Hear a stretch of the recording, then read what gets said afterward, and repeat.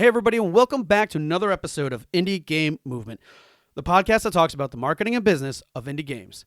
I'm Andrew Pappas. I'm going to be your host today, and this is episode 269, where we're going to be talking about the key elements to making a successful game. Now, I'm not going to lie with you. I've been a little bit busy with getting prepped for GDC and all, but I wanted to cover this really interesting subreddit post that I saw where a guy basically made $700K within the first 4 months of his release. So whether you're already familiar with the story or not, great, but I went ahead, did my breakdown on it and some of the key elements that I think attributed to this person's success. And the cool thing about it is it applies to just about every game. So that's what we're going to be talking about right here today on Indie Game Movement.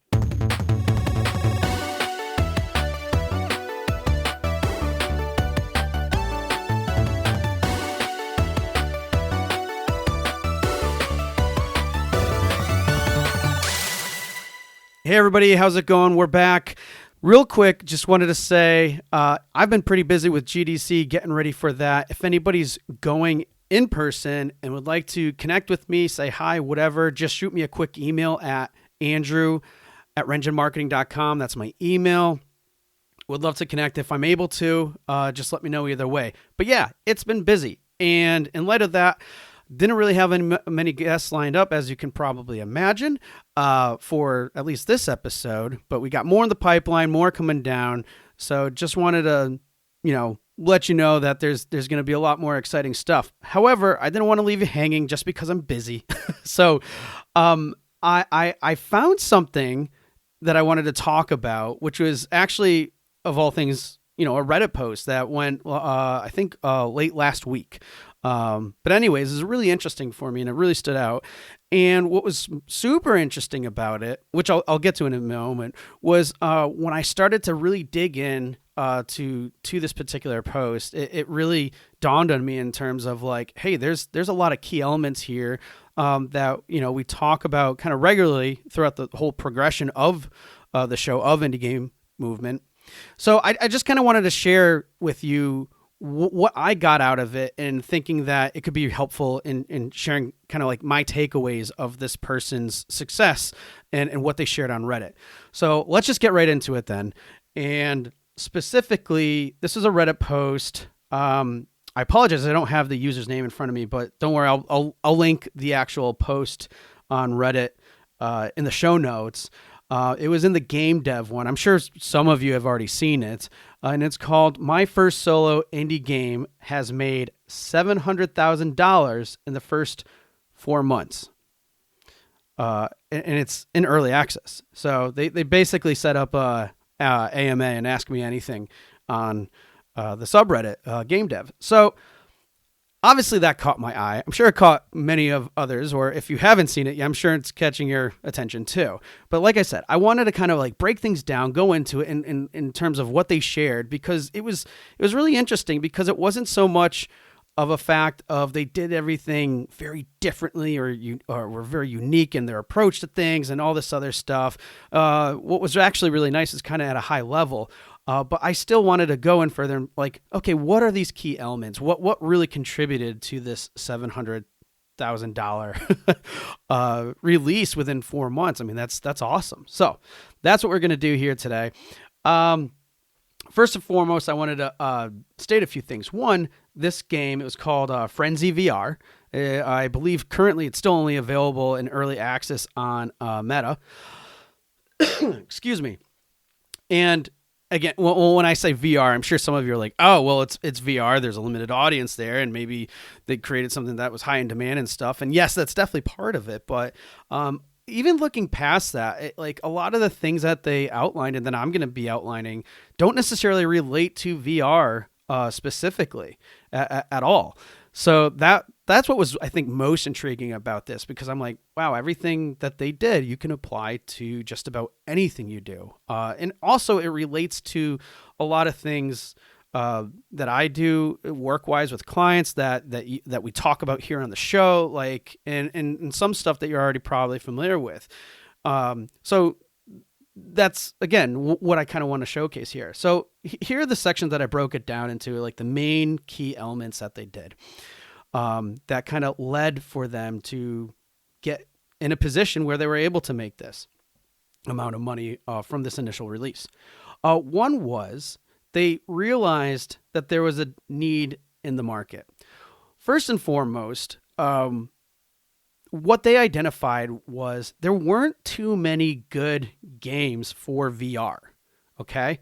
Which I thought that was kind of interesting because you'd think, and maybe not, I don't know, like maybe just people thinking that VR is still a great opportunity, and that way that the threshold or that barrier to entry is much lower because in terms of the quality of product. But I mean, I don't know if people think that or not. I don't think it's a good way to go about it, but that could be part of it. Anyways, they identified that. They clearly called out like, wow, there's a lot of games out here in this market that aren't really that good. So maybe I can make something a little bit better, right? And I know we probably all think this way or whatever. And different markets dictate different things. So point to them is that they at least identified that aspect of it, at least within the VR space. And then what they also did too was they drilled in further into that concept. Like, okay, what is something that could work out really well? And I'll get into this a little bit more later, but they found out that something that's very pleasing to people, which I find funny but relatable too, in my own way, is being destructive. So specifically, the game Frenzy VR is where you're put into just about various settings, like almost any type of setting that you can think of or that they allow in the game, where you can just destroy anything. You can smack people with the broom, you can sword fight with them, you can shoot. There's weapons, there's just using your hands, there's broomsticks, and you could just like destroy anything and everything that's in front of you. So I guess that's either a good release for people or just satisfying in general. Like, hey, let's break this glass, and we break it. But for whatever reason, that was something that really resonated with people. And I'm going to get into another element where this probably was validated a little bit further. So I'll talk about that in a moment. But again, it was that mechanic itself, just of destroying things, that was like kind of unique because there was nothing that I guess gave you that full level of control of destroying things. Sure, you can destroy things in games and stuff, and I'm sure it's satisfying in those other games, but the whole focus was around that in itself. So I thought that was really interesting because basically he just took this concept that was probably known or has been done before numerous times, numerous different titles and such, and just made that the focal point, and then that was it, nothing else. So making it fairly simple in that case is, in a way, will really benefit. And keep the idea of simplicity in mind too, because I found that's a common theme throughout how he was able to do what he did. So the next thing was he leveraged Unity assets. And I understand that in some cases, leveraging assets from an asset store might not be the best direction for you. You might shun upon it. You might, and players themselves might not be big fans of that too. But I really think it all just relates to the game, to what you're doing, and to how much control you have over those things or not. Like in some cases it may matter a lot. In other cases it may not. And theirs, because that main mechanic was so much of the focus, assets didn't necessarily play a huge role in terms of whether or not the general public would be a fan of it. But still, that's an interesting thing to consider. But on top of that too, the main reason I think they did that was simply for ease of use, in terms of like, hey, like there's not much time. You don't have to worry about overhead. You don't have to worry about developing these things. They're already there. And that was another thing that was really interesting, because they basically made the game as a hobby for, I think they spent technically a total of 12 months, but until like either early release or something around like 8 months. So within 8 months, they basically were able to, put it out there. So the fact that they were able to create something within 8 months was just mind-boggling. I think in comparison to how long it takes most other games to make, and not even come close to those numbers within their initial release. And again, I don't know if I mentioned earlier, but this is in early access still, last that I mentioned. But going back, leverage Unity assets, lowers overhead costs, reduces the amount of time to execute. A lot of good things there. Another thing I want to point out too, and they made this very clear in the post as well, is they had a Kickstarter campaign. Now, they funded £8,500. I'm sorry, pounds for this campaign. So really, in the grand scheme of things, that's kind of small. That's like pretty small for a Kickstarter campaign. So we're talking about, I don't know the conversion, but maybe just under 10K in US dollars. But either way, like around that mark, that's still low for a Kickstarter campaign. And they were able to get only 788 backers. But I think, and like I mentioned before, what this helped do too for them is it gave them necessary funds to continue producing the game and purchasing probably more expensive assets and such, but also has allowed them to build up their community a bit. Now, here's one key thing that I thought was super important. That sorry, I'm going back real quick here. Sorry for jumping, but that $700,000 revenue that they made was not including their Kickstarter campaign. But honestly, in the grand scheme of things, you add 10K to that number, it's minuscule. Meaning like it doesn't really help contribute things as a whole in terms of where they are now. But still, he made that point too, that it didn't, that wasn't including that number too, but still it's minor. Even if it did, it didn't make much of a difference. But yeah, so moving right along, this is another key element that I thought was really interesting and important, was what they did to not, get burned out, right? Cause that's always a thing that, I'm sure a lot of developers have trouble or difficulty with, is like, how do I stay motivated? How don't I get burned out and everything? And what they outlined, what I thought was pretty interesting, what they did was, he played other titles, not necessarily similar to his, but just, I think, other VR titles that he thoroughly enjoyed, regularly enjoyed. And then he tried to find ways to incorporate that into his game, or at the very least, make sure that what he was creating was enjoyable too, to the point where he was actually excited or looking forward to playing his game again and continuing on with that. And then from that and actually getting enjoyment out of it and knowing, hey, I have control and what else can be done here, that motivated him to do other things like, create other levels or create other in-game items and weapons and all these other different things. And it seemed to be like a very driving force for him to not only just execute, but execute in such a quick timeline. Now, he did have a full-time job on top of this, so it's important to be mindful of, like, he had a life as well. He had work, he had other things to do, and there were days that he didn't really care that much about working on it. But because of that, it's kind of like that feedback loop he created, that habit of playing the other games or playing his game to the point where it's so enjoyable that he kept going back to it. That really helped drive him and move forward.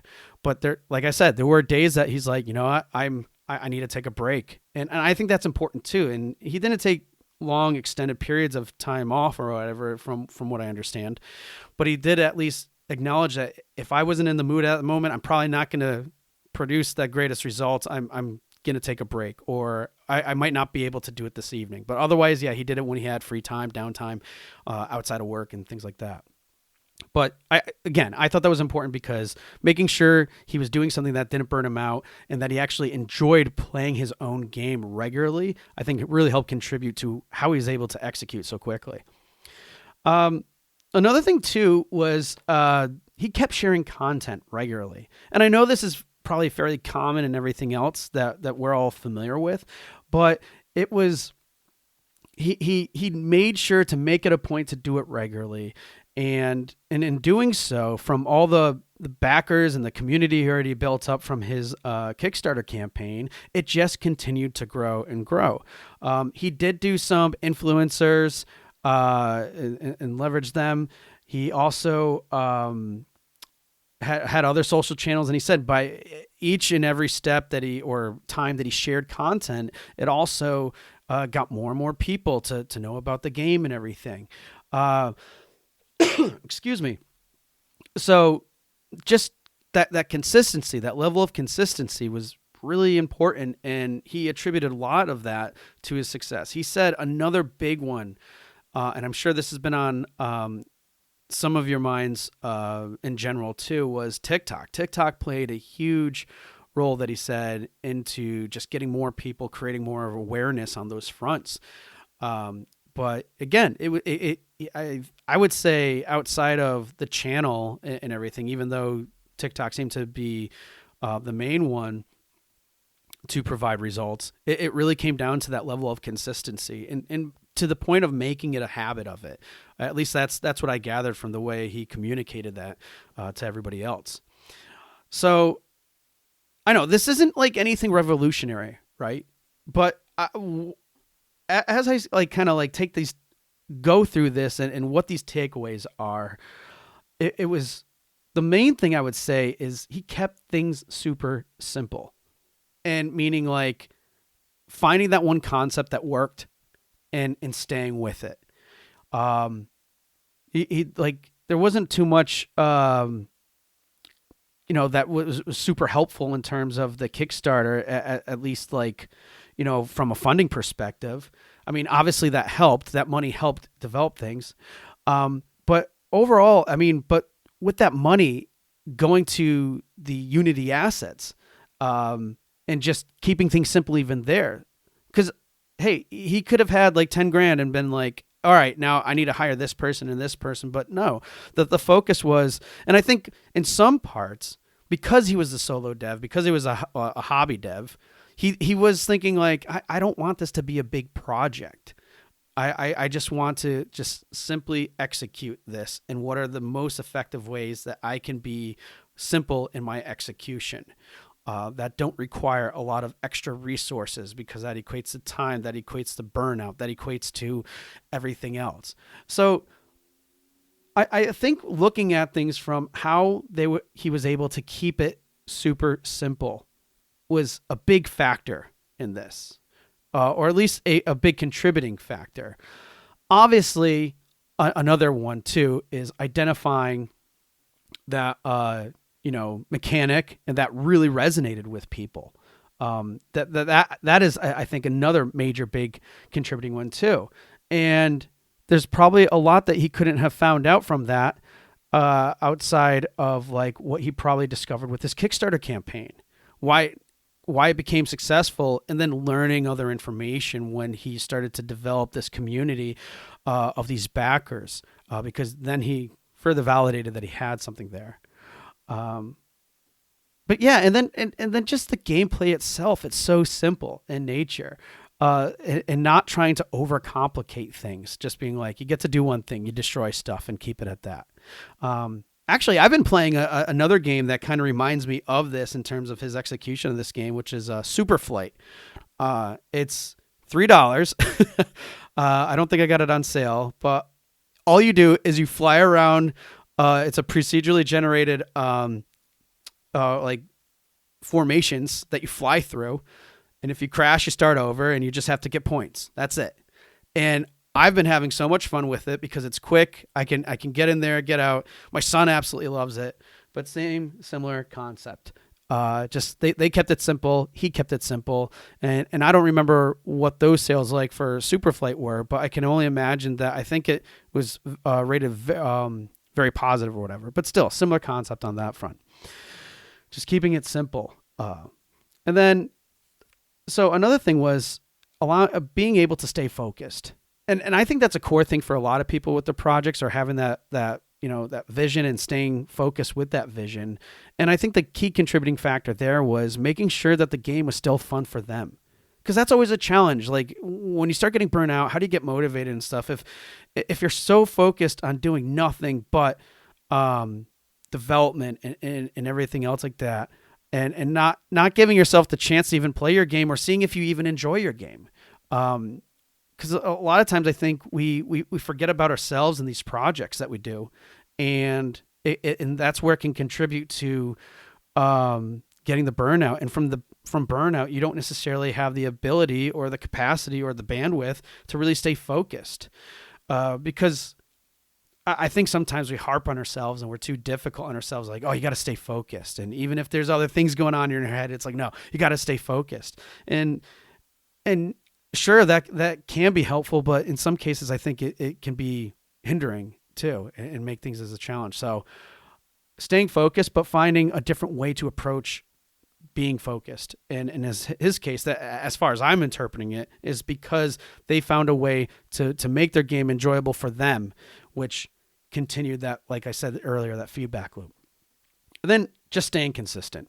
As I mentioned too, with the social media, really leveraging TikTok, he said every time that he kept posting and regularly and stayed with it, he just saw his community grow more and more and more, and to the point in time where it really helped contribute to, essentially the success that he had. So, and the last thing I wanted to say too is, even though that these are so simple, once we break it down at a high level, that these are all very simple, he was still talking about expanding his marketing, even after the fact that he has $700,000. And so he's like, one of the next things he wants to try is paid advertising. He wants, and I'm pretty sure he mentioned some other things that he wanted to look into as well. Because he knows that, okay, he did this one thing for this one project, but now he's doing this full time. He's already quit his job. He's decided that, hey, this money's going to go towards expanding this further, potentially other forms of marketing that he could apply to this title and or future titles. But he isn't stopping there. He isn't just looking at this as like, okay, well, I did this one thing and I know. He has lots of money that is going to help him further this, but he's still looking at the bigger picture. What else can this help me achieve? What else can I do that I haven't looked into before? And I think sometimes we limit ourselves because we're so familiar with what we know and what we know works. And he could just say, hey, I'm just going to keep everything the same and maybe not change things until I need to. But I think that's where we get caught off guard. And I think it's very smart of them to acknowledge that, hey, look, I didn't try these other things, and I think it's worthwhile to do so, because maybe to him, he's feeling like I just scratched the surface in some of these areas and I could do more. And why not? Why not do more? Because at the end of the day, by doing more, by thinking more about how you can expand your awareness efforts, is just doing a service for players. Yes, it can help your bottom line too. Of course it can. And that should be a focus as well. But thinking in terms of what's the win-win. And I think that's where his positioning is like, yeah, I can make more money if I put more into it. I don't know. I'm not speaking on his behalf. I'm just guessing, but he can make more sales doing that, but he can also better serve his audience by doing that too, getting it out to people who don't know about it. So that's what another thing that I thought was really interesting, and a key thing that sometimes I think a lot of us forget, is just being open-minded in expanding the marketing into other areas.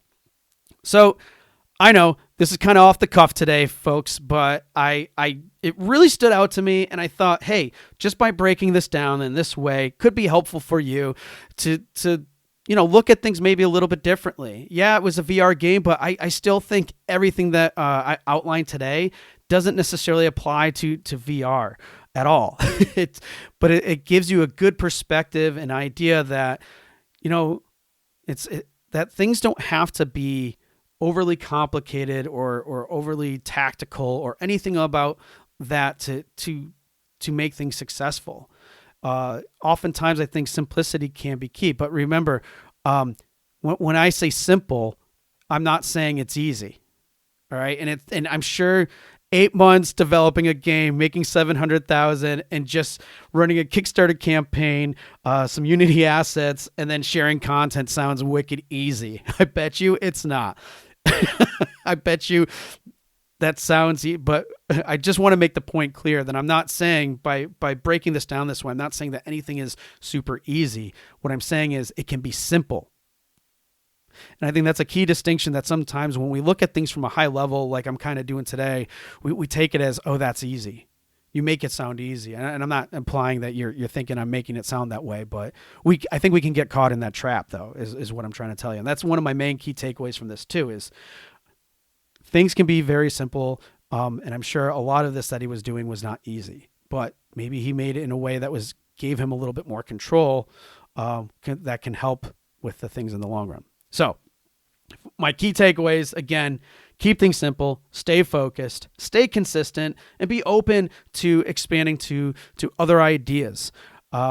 And again, this is just one example I thought was really interesting. I wanted to drill down a little bit further in terms of what I got from it and share it with you. But take what you will from this episode and apply it to your own situation and see how you can go forward in doing things in a similar manner. No, I'm not telling you to go change all your assets to just buy store assets, but I think you get what I'm saying. Take what you can from this and see how you can apply it. And I'm sure there's some good that will come out of it. So thank you all for tuning in today. I know, like I said, it was off the cuff, a little bit different, but I couldn't leave you guys hanging with nothing. So I just wanted to take the time to share that with you too. Let me know what you thought about it. Just reach out at Andrew _. Andrew Pappas is my personal Twitter, or you could do at IGM Podcast on Twitter. Let us know what you thought about today's show. Really appreciate it. And thank you all for being such great listeners. And we'll catch you next time. Hey everyone, thank you for listening to another episode of Indie Game Movement. I'm Andrew Pappas, your host, and the show's producer is Mustafa Price.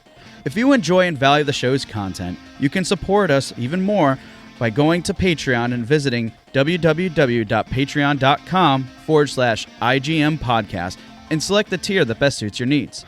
Show notes for this episode can be found by visiting rengenmarketing.com, the number episode of the show. Rengen Marketing is a consulting marketing company that helps indie devs with their marketing efforts. Whether you need guidance with your game's marketing strategy or could use a free marketing plan template, then please visit www.rengenmarketing.com and take action. A special thanks to Dakota Saw for Season 2's opening theme and Melissa Gellis for the new logo design. And as always, thanks for being such great listeners, and we'll see you next time on Indie Game Movement.